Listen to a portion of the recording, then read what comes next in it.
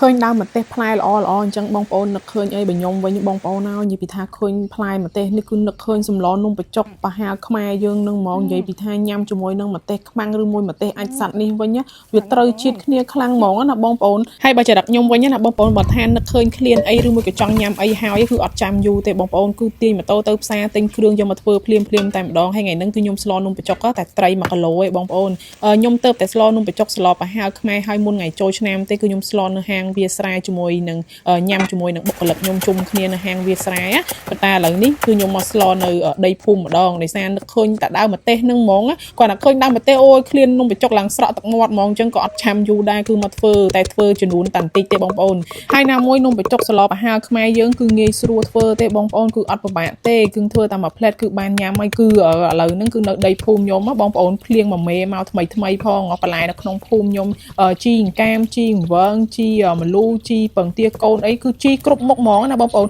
គឺល្អមែនតើឲ្យភ្លៀងហើយអញ្ចឹងដូចលាងបន្លែខ្ញុំឲ្យស្អាតស្រស់ល្អអញ្ចឹងបងប្អូនហើយនិយាយពីថាខ្វាកជាមួយនឹងបន្លែហ្មងនំបញ្ចុកញ៉ាំជាមួយនឹងបន្លែហើយបានបន្លែធម្មជាតិនៅក្នុងដីភូមិខ្លួនឯងចេះទៀតអូនិយាយពីថាឆ្ងាញ់ណាបងប្អូនមកដល់ឃើញត្រួយកទួតនិយាយពីថាឡើងខ្ចីញ៉ាញ់ក៏ខ្ញុំមកបេះត្រួយកទួតបេះសយងចេកបេះអីបន្ថែមយកមកដាក់ជាមួយនឹងនំបញ្ចុកយើងបានបន្លែសពគ្រប់កាន់តែច្រើនគឺកាន់តែឆ្ងាញ់ហើយបន្លែរបស់យើងនៅក្នុងភូមិរបស់ខ្ញុំទៀតណាបងប្អូនហើយបើសិនជាបងប្អូនស្លនំបញ្ចុកចឹងបានទៅបេះបន្លែជាមួយផ្ទះអ្នកចិត្តខាងអីបេះបោចអីមានបន្លែផ្សំគ្នាណាបងប្អូនឲ្យបានច្រើនមុខដាក់ឲ្យច្រើនបានឆ្ងាញ់នំបញ្ចុកស្លខ្មែរនឹងគឺឆ្ងាញ់បំផុតគឺនៅលើបន្លែជាមួយនឹងទឹកសម្លនឹងឯងបងប្អូនហើយបើថាទឹកសម្លវិញណាធ្វើមិនដាក់ត្រីឲ្យខាប់យើងចង់បានបែបសាច់ត្រីច្រើនណាបងប្អូនមកយើងទៅទិញគេនៅផ្សារមិនសូវមា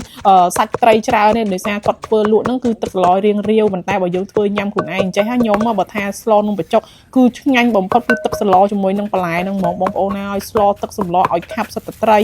ីហើយដាក់ខ្ទិះដូងឲ្យឈ្ងុយអូខ្ញុំនិយាយមែនសម័យតែរសជាតិទឹកសម្លឈ្ងុយបើកតែកម្រើបទឹកសម្លជាមួយនឹងបន្លែវិញនិយាយពីថាអូយខ្វាកឲ្យខ្ញុំនឹកឃើញថាចង់ញ៉ាំនំបញ្ចុកវិញណាបងប្អូនគឺមានតែធ្វើខ្លួនឯងនឹងហើយដែលឆ្ងាញ់បំផុតខ្ញុំនិយាយឥឡូវទឹកសម្លបានស្លោហើយណាបងប្អូនគឺខ្ញុំមកជ្រុំប្រហុកគឺដាក់ប្រហុកម្ចាស់ដៃដែរឈ្ងុយប្រហុកខ្លាំងបងប្អូនហើយខ្ញុំដាក់សាច់ត្រីដែលយើងបានបុកចូលទៅក្នុងទឹកសម្លរបស់យើងហើយទឹកសម្លនេះគឺខ្ញុំដាំជាមួយនឹងខ្ទិះដូងចុងបងប្អូនហើយខ្ញុំមកដាក់បន្ថែមគឺស្ករអំបិលប៊ីចេងម្សៅស៊ុបអីចឹងដោយសារទឹកដែលយើងស្ងោរត្រីហ្នឹងគឺវាមានជាតិជាមួយនឹងដុំស៊ុបខ្នុររួចហើយអញ្ចឹងខ្ញុំដាក់ដាំតែមួយពុះគឺខ្ញុំមកបន្ថែមខ្ទិះដូងដើមចុងក្រោយប៉ុណ្ណឹងគឺជាការស្រេចឲ្យបងប្អូននំបញ្ចុកសម្លប្រហើររបស់យើងទឹកសម្លគឺបានឆ្អិនរួចរាល់ហើយខ្ញុំក៏មកភ្លក់ដែរបងប្អូននិយាយពីថាទ្រាំអត់បានគឺរសជាតិវាឈ្ងុយហើយវាឆ្ងាញ់ណាបងប្អូនគឺថាស្លមកគឺត្រូវចិត្តខ្លួនឯងតែម្ដងហើយឥឡូវនេះសម្លនំបញ្ចុកស្លប្រហើរយើងបានឆ្អិនរួចរាល់ហើយឥឡូវហ្នឹងនៅភូមិហ្នឹងកំពុងតែរលឹមស្រិចដែរបងប្អូនកំពុងតែពេញភ្លានដែរហ្នឹងក៏អត់ចាំយូរដែរគឺខ្ញុំមកចាប់ផ្ដើមដួសរៀបចំយកទៅញ៉ាំឲ្យបងប្អូនគឺខ្ញុំដួសដាក់ចូលក្នុងឆ្នាំងដីហើយនំបញ្ចុកនេះគឺស្លចំនួនត្រី1គីឡូគឺខ្ញុំដួសដាក់ចូលក្នុងឆ្នាំងដីបានមួយឆ្នាំងហើយគឺនៅសក្នុងឆ្នាំងបងប្អូនកន្លះឆ្នាំងទៀតនិយាយពីថាញ៉ាំតែ2នាក់គឺញ៉ាំអត់អស់ទេបងប្អូនហើយហេតុតែឃ្លានណាខ្ញុំថាស្លតិចផងបងប្អូនត្រីតែ1គីឡូប៉ុន្តែពេលស្លទៅគឺបានច្រើនខ្លាំងមែនតើហើយខ្ញុំមករៀបចំឥឡូវនេះអូយតំណងណាបងប្អូនហើយនំបញ្ចុកស្លប្រហើររបស់យើងហើយខ្ញុំក៏អត់ចាំយូរដែរឃ្លានណាបងប្អូនពេលខ្ញុំញ៉ាំនេះគឺម៉ោងប្រហែលជា6ល្ងាចទេប្រលប់ឲ្យភ្លៀងអលឹមស្រិចផងក៏មកដាក់នំបញ្ចុកនេះទៅមួយចានណាបងប្អូនប៉ុន្តែមួយចានរបស់ខ្ញុំនឹងគឺដាក់នំបញ្ចុកតែ2ចង្វាយទេបងប្អូនគឺដាក់នំបញ្ចុកតិចប៉ុន្តែលោបជាងគេគឺបន្លែនឹងហ្មងជាមួយនឹងទឹកស្លដាក់មកខាប់ឲ្យហើយបន្លែគឺខ្ញុំដាក់គ្រប់មុខបងប្អូនហើយមកទឹកស្លដែលយើងស្លឆ្អិនរួចរាល់ហើយបងប្អូនអូនិយាយពីថាដួសមកវែកមកគឺសិតតែសាច់ត្រីនំបញ្ចុកខ្ញុំចូលចិត្តញ៉ាំខ្លាំងមែនតើនៅពេលដែលស្លខាប់សាច់ត្រីអញ្ចឹងណាបងប្អូននិយាយពីថាអូជាតិខ្លាំងហើយញ៉ាំពេលញ៉ាំក៏អត់ញ៉ាំនៅក្នុងផ្ទះបាយដែរបងប្អូនគឺមកញ៉ាំនៅកន្លែងដើមម្ទេសផ្ទាល់តែម្ដងដោយសារខ្ញុំចង់ញ៉ាំនំបញ្ចុកនេះគឺដោយសារឃើញដើមម្ទេសនឹងហ្មងឥឡូវនេះគឺមកអង្គុយញ៉ាំជាមួយនឹងដើមម្ទេសញ៉ាំបដាបេះពីដើមភ្លាមថ្មីហ្មងហើយអត់មានលាងទឹកទេបងប្អូនដោយសារដើមម្ទេសនេះភ្លៀងមួយមេធំមកគឺលាងម្ទេសនឹងគឺជ្រះដីជ្រះអីអស់ហើយអញ្ចឹងខ្ញុំមានណាដាក់នំបញ្ចុកមួយចាននេះមកអង្គុយនៅជាប់ដើមម្ទេសអូយបងប្អូនហើយនិយាយពីថាតំណងខ្លាំងហើយឆ្ងាញ់ខ្លាំងណាបងប្អូនញ៉ាំនំបញ្ចុកបើអត់មានម្ទេសអាចសាត់ឬមួយក៏ម្ទេសខ្មាំងនឹងក៏អត់ឆ្ងាញ់ដែរញ៉ាំជាមួយម្ទេសធំអត់ឆ្ងាញ់ទេតែបើបានថាម្ទេសខ្មាំងនេះវិញមួយផ្លែដាក់មួយម៉ាត់មកខ្ញុំនិយាយមែន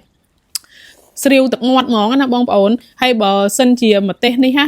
ban nhâm à khiêu nè bạn chừng ngày bông ôn ta đã tới lần ai má cây nhâm hơi nhung nhâm mà tép ai hay đạo ngôi mà crop máu á nhâm nung bị chọc mà cha nó mà tép ai mà phay sam sụp crop ấy nó bông ôn mà mặt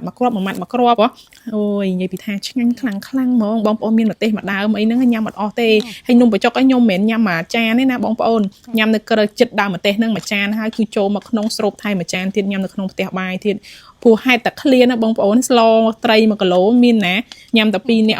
hay na môi sum tật sum lò vô vì sự tật sai tiết tròn mấy ban bông ôn mà chan ấp chai thôi mà đã thay mà chan tiết hay bông mà tê với nhá bây mà đáy thay tiết ôi như thì thay nhanh na bông ôn